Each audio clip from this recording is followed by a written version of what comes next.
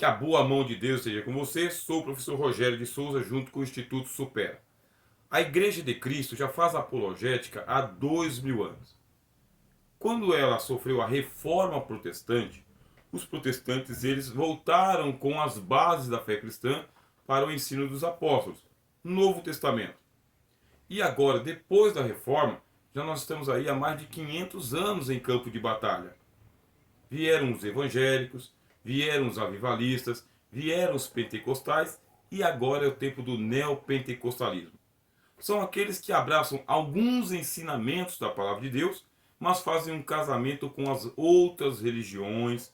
Acontece um sincretismo religioso. Dentro do neopentecostalismo, você vai ter práticas esotéricas, espiritualistas, das religiões orientais, sem falar da linguagem de mercado, a linguagem de comunicação de massas. As igrejas se comparando muito mais à grande indústria da fé, com palavras mágicas, com ritualismos espirituais. Mas não é nada disso. Por isso, um apologeta precisa fazer um estudo acurado sobre as doutrinas neopentecostais e apontar onde é que está havendo o desvirtuamento teológico. Onde que surge? Bem, surgiu nos Estados Unidos. As igrejas neopentecostais, elas vão dar ênfase, por exemplo, à confissão positiva e também à teologia da prosperidade. Os grandes profetas do neopentecostalismo são norte-americanos. Aí vieram importados para o Brasil. Modificou-se o formato de igreja e, consequentemente, agora não está tão ligado assim ao cristianismo histórico. Cada nova denominação traz mais e mais inovações. A gente chama de secularização da igreja também. O que vem a ser a secularização? É essa linguagem que vai buscar lá fora e traz para o culto, traz para a fé, traz para a prática evangélica. Você está entendendo? Bom, acompanhe no nosso livro-texto sobre a origem, lá na página de número 11, e você vai encontrar aqui duas palavras, tá bem? Que fala sobre o pragmatismo e o utilitarismo. Só para você ter um filtro. O que é o pragmatismo? É aquilo que é prático. O que é o utilitarismo? É aquilo que pode ser colocado em prática e utilizado, mesmo que de uma maneira descartável. É necessário, então, sempre ter uma nova linguagem, uma nova roupagem, uma nova campanha. Tudo isso está ligado. Mas e o fundamento teológico? E o ensino doutrinário? E o amadurecimento na fé? É muito difícil acontecer porque, geralmente, o neopentecostalismo são igrejas de trânsito. Quer dizer, as pessoas vão migrando, vão passando, entram, recebem uma bênção qualquer ali. Isso aí é o pragmatismo, mas não fincam raízes com aquela denominação. Aí o que ela precisa fazer? Inovar na linguagem, inovar na vestimenta, no uso das simbologias. E isso não tem nada a ver com a fé histórica da palavra de Deus. A variação do neopentecostalismo, estou aqui na página de número 12. Por ser excessivamente tolerante, essa palavra é importantíssima para você compreender. O neopentecostalismo se tornou um movimento de inclusão, aceitando no seu seio todo tipo de pensamento e prática. Funcionou? A gente usa. Parou de funcionar? Vamos inventar uma outra coisa, tá bem? Por ser pluralista, é um movimento que agrega, sem critérios, toda nova visão que aparece. Eu mesmo conheci uma pessoa que ela se batizava toda semana, porque esta igreja neopentecostais, todo domingo, colocava lá uma piscina de plástico no meio da igreja e batizava as pessoas. Toda semana essa pessoa se batizava sem nunca passar por uma experiência de conversão. É um movimento que não valoriza a reflexão bíblica, até porque a Bíblia é um instrumento adaptado aos propósitos de sua teologia. Raramente estas igrejas vão manter uma escola bíblica dominical. Aliás, eles têm até ojeriza a palavra escola bíblica dominical. Ah, que coisa velha. Ah, que coisa do passado. Isso não forma ninguém. E o que se coloca no lugar? Bom, eles vão criando alguns cursos relâmpagos, rápidos, fazem lá uma inscrição, colocam um crachá no peito das pessoas e elas têm uma imersão teológica. Olha só o linguajar, muito parecido com o marketing. Marketing mesmo. É o uso da propaganda, da máquina para poder fazer aí a propagação, não do evangelho, mas do denominacionalismo que eles sustentam. Quais são as inovações do neopentecostalismo? Bom, uma inovação, ela sempre chama outra inovação. Eles fazem aqui uma extrema valorização dos símbolos. E eu sempre chamo a atenção. Temos que tomar cuidado com o fetichismo. A ideia de que existe um objeto ungido para a fé cristã. Deixa eu dizer para você, nem mesmo a Bíblia pode ser utilizado como um amuleto de fé. O púlpito não pode ser mais sagrado do que a cadeira onde o membro está sentado. O microfone não é ungido, mas o neopentecostalismo ele vai fazendo a prática fetichista. Acabei de falar aqui, xamanista, aquilo que acontece lá no movimento do G12 com a folha de papel, eles vão praticando aqui o fetichismo, pequenos objetos ungidos e alguns símbolos valorosos, uso de cores, uso de números sagrados, uso de dias mais santos e mais sagrados do que outros e reuniões mais especiais do que outras reuniões. Uso de símbolos sobre símbolo. Ah, porque são pontos de contato, é uma maneira de se comunicar a fé. Aí quando você vai ver a base das escrituras, não tem autorização bíblica, é só uma inferência que eles tiveram. Eu não disse referência, eu disse inferência. Ele inferiu a partir de um texto do Velho Testamento, do Antigo Testamento, de que isso pode ser praticado sem nenhum prejuízo da fé cristã. Aqui tem as fantasias teológicas. Deixa eu ler com você. O neopentecostalismo, por não ter a preocupação quanto às doutrinas, restringe basicamente sua teologia em verdadeira fantasia e deificação humana. Você não tem um Deus dentro de você. Você é um Deus. Isso aí não lembra a questão do hinduísmo? O meu Deus saúda, quer dizer, o Deus que está dentro de mim, o meu Deus saúda ao seu Deus que está dentro de você. Uma deificação do homem. Ensina o rebaixamento de Cristo. O crente foi uma encarnação tanto quanto foi Jesus de Nazaré. A fé de Deus. Deus é um ser dotado de fé, afirmam os pregadores do movimento da fé. Enfatizam ainda a quebra de maldição hereditária, a confissão positiva, a fé na fé e tantas outras aberrações teológicas. É um afastamento, uma apostasia da palavra de Deus. Tá bem? Bom, como se não bastasse, irmanado ou dentro, tá, do movimento chamado neopentecostais, veja só que eu estou aqui me restringindo para não falar o nome de nenhuma denominação. Nós temos que estudar seitas e heresias para poder ir para dentro do denominacionalismo. Aí vamos falar o nome do apóstolo, fundador da heresia, etc. e tal. Estamos tratando aqui em linhas gerais. O Instituto Supera, ele recomenda que você faça um aprofundamento nesse estudo. Existem livros bons. Eu vou falar um livro antigo, tá bem? Que é A Sedução do Cristianismo. Compre este livro. Tem outro livro, Escapando da Sedução. Evangélicos em Crise. É uma recomendação que eu passo para você.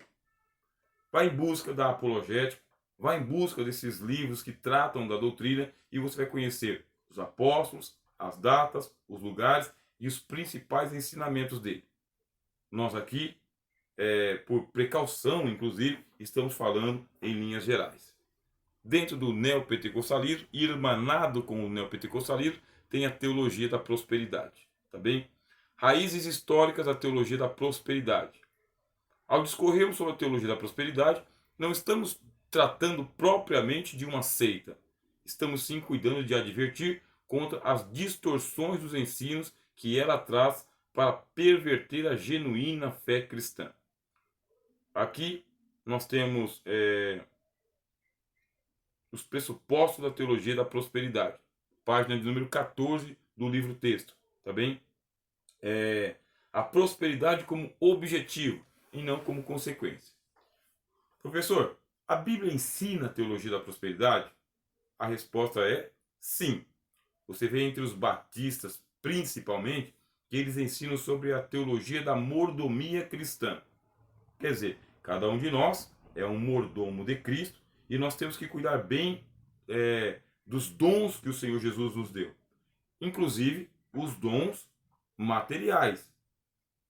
O uso e o usufruto da riqueza, aquela que vem pelo trabalho honesto, pela vida sincera, pela vida de trabalho. Aí você tem a teologia da mordomia cristã, que é o cuidado dos bens terrenos, dos bens materiais. Os batistas deram início com essa teologia da mordomia e isso se espalhou entre as igrejas históricas. É tranquilo, é sossegado. Há uma doutrina da prosperidade na Bíblia? Há sim. Há uma distorção desta teologia? Também há. É chamado de teologia da prosperidade. Então a gente evita usar esse nome entre os nossos irmãos para que não haja uma confusão. Preferimos usar mordomia cristã do que teologia da prosperidade. Aqui você vê a prosperidade como objetivo e não como consequência. Para que eu tenho que me manter dentro da fé cristã? Porque eu tenho que alcançar as riquezas das nações, a riqueza do mundo. Portanto, eu fui chamado para ser cabeça e não cauda. O que eu faço? Eu aponto para uma empresa e digo: eu vou ser o proprietário desta empresa. E eu determino, em nome de Jesus, que esta empresa, que pertence a um outro empresário, eu determino que esta empresa venha para a posse do meu nome. Está determinado em nome do Senhor Jesus. E agora? Bom, agora eu vou fazer uma campanha na igreja, vou colocar o nome da empresa e todas as vezes aí eu vou fazer a confissão positiva, nunca negativa, apontando para aquela empresa até que eu consiga ter uma empresa que seja rival a ela ou comprá-la também. Ou, se estou empregado em alguma empresa, almejar a maior das cadeiras. Vou sentar-me naquela cadeira de diretor, vou me tornar o próximo diretor daquela empresa.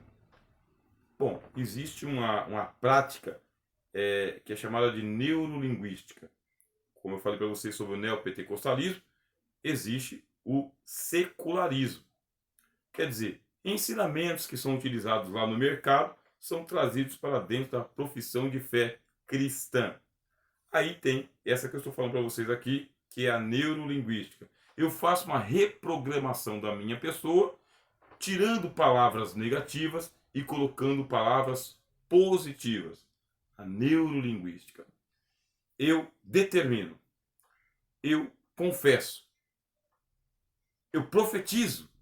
Essas palavras fazem parte do repertório neurolinguístico para fazer aqui uma espécie de fé na fé, para fazer aqui uma espécie de bom vivant que eu quero me tornar. Portanto, eu tenho que ser próspero, eu tenho que vencer na vida, eu tenho que alcançar os melhores bens materiais. Não posso admitir ficar andando com o carro do ano passado, ou um carro que está sempre quebrado, ou faltar mantimentos na minha mesa. Olha só que situação, isso não é vida de cristão. Complicado isso, não é verdade? Veja só, a prosperidade como referência de quem vive a fé. Para os pregadores da prosperidade, o sucesso na vida financeira é a marca de um cristão fiel e a resposta às orações é uma prerrogativa do Filho de Deus. Sem falar da questão da saúde perfeita. Você não pode aceitar a derrota, você não pode aceitar a miséria, você não pode aceitar a doença. Eu não aceito a doença. Estou gripado, estou tossindo, estou aqui com muitas dores no corpo. Não, eu não estou com nada disso. Jesus já levou sobre si todas as minhas enfermidades. Está doendo, mas não está doendo. Estou gripado, mas não estou gripado. Estou tossindo, mas não estou tossindo. Olha, eu vou até procurar o médico, mas não vou professar que eu estou me sentindo mal. Pois é. E se você for e o resultado de um exame não for dos mais agradáveis, você amaldiçoa este resultado. E não faz tratamento nenhum, não. Não, você faz um tratamento, só que você não diz que é um tratamento. Você fala outra coisa. É uma programação neurolinguística que vai neurotizando as pessoas. Elas não conseguem aceitar a realidade da vida comum, da vida no mundo, da vida na sociedade, da vida no trabalho. E são levados por essas fantasias teológicas. Estou falando claramente para você. Dentro do neopentecostalismo, existe uma reprogramação através de palavras, junto com a teologia da prosperidade, em que você se sente magoado com Deus se você não prosperar na venda dos seus livros, no canal que você montou na internet, aquele curso que você fez e que não vingou em profissão, se sente magoado com Deus. Vamos colocar Deus no canto da parede? Vamos exigir que Deus cumpra a palavra dele? Com essas palavras aí, acontecem muitas blasfêmias e pessoas se tornam inimigas da fé pura e simples que há no Evangelho. Aqui, as influências da teologia na prosperidade da igreja. Influencia a visão da igreja, influencia a mensagem da igreja, influencia a teologia da igreja. É um desvirtuamento do Evangelho. Não é esta a palavra da cruz: tornar você dono deste mundo. Aliás, você lembra que essa é uma das tentações de Satanás ao Senhor Jesus. Se prostrado ele adorasse o diabo entregaria a ele as riquezas das nações. E muitas das pessoas que seguem esses movimentos de teologia da prosperidade estão fazendo justamente aquilo que o Senhor Jesus renegou, quando ele disse: ao Senhor teu Deus adorarás, só a ele servirás, nunca ao diabo, nunca ao demônio. Quer dizer, é uma fragilidade que você encontra nas primeiras páginas do Evangelho. Você, meu irmão e minha irmã, que passa por dificuldades financeiras ou até precariedade na sua saúde, você não precisa se desesperar da fé. Aliás, eu acredito que você está fazendo um curso de teologia justamente para fugir do canto da sereia, desse sibilar da serpente. Bom, existe uma teologia da prosperidade na Bíblia? Sim. Deus e as nossas necessidades. Deus sabe do que necessitamos antes mesmo de lhe o pedirmos. Então, o Senhor Jesus nos ensinou a colocar em primeiro lugar o reino de Deus e a sua justiça, e as demais coisas nos serão acrescentadas. O apóstolo Paulo, ele mesmo nos diz que nós temos que lançar sobre o Senhor Jesus toda a nossa ansiedade, porque ele tem cuidado de nós, tá bem? E a prosperidade tem que vir junto com a nossa maturidade na vida. Sobre o pouco você é fiel, esse seu pouco vai se multiplicando, sobre o muito você acaba chegando. Seja lá um bom empregado, seja um bom empreendedor, seja um bom empresário, consequentemente, a tua vida material ela vai melhorar, vai prosperar e você vai galgar aí uma felicidade que é advinda do suor do seu rosto, do seu trabalho honesto e, sobretudo, da bênção de Deus que enriquece, e a Bíblia diz: não acrescenta dores. Tá bem? Aqui no final você tem os exercícios que são propostos para você sobre o neopentecostalismo e sobre a teologia da prosperidade. Mas nós não terminamos a aula ainda, tá bem? Eu só recomendo que você não pule os exercícios. É um exercício justamente para que você possa aí ter domínio do nosso material didático, o nosso livro-texto, acompanhado dessa aula também. Faça a leitura. Não tem como você se tornar um bom teólogo, manuseador da palavra de Deus, pulando etapas. É ruim para você, vai fazer falta, e as pessoas que te ouvem não vão ser enriquecidas. Por isso, vai lá, pega o nosso livro-texto, leia, responda as questões, os exercícios que são propostos para você, e aí você pode prosseguir, tá bem? Vamos falar um pouquinho sobre as maldições hereditárias. Pois é, veja só, a ideia da maldição hereditária, né? Este ensino diz que qualquer pessoa, mesmo aquelas já convertidas a Cristo, que carregam consigo certos problemas, não conseguirão se libertar deles se não quebrar as maldições das gerações passadas. Aí tem lá uma citação de Ezequiel capítulo 18, versículo 20. Se acontecer na vida da pessoa ou de uma família problemas, porque seus ancestrais deram lugar ao diabo e agora sua família está sob a maldição hereditária, entretanto, a Bíblia afirma que os que estão em Cristo Jesus são novas criaturas e as coisas velhas passaram para trás. Veja só, maldição hereditária quer dizer que o meu antepassado fez um pacto com o diabo, um espírito familiar, ele se encostou na família e ele vem trazendo esta maldição, um pacto qualquer, de sangue ou de blasfêmia, porque foi praticante de uma religião maldita lá para trás e agora chegou nos nossos dias. Estou eu na igreja, crente em Cristo, mas não consigo prosperidade, minha saúde não melhora, meu casamento está sendo arrasado, meus filhos estão se afastando da comunhão da casa. Por quê? Porque tem um espírito ancestral que traz uma maldição hereditária que está lá atrás. E o que eu tenho que fazer? Uma espécie de regressão. Quebrar essa maldição.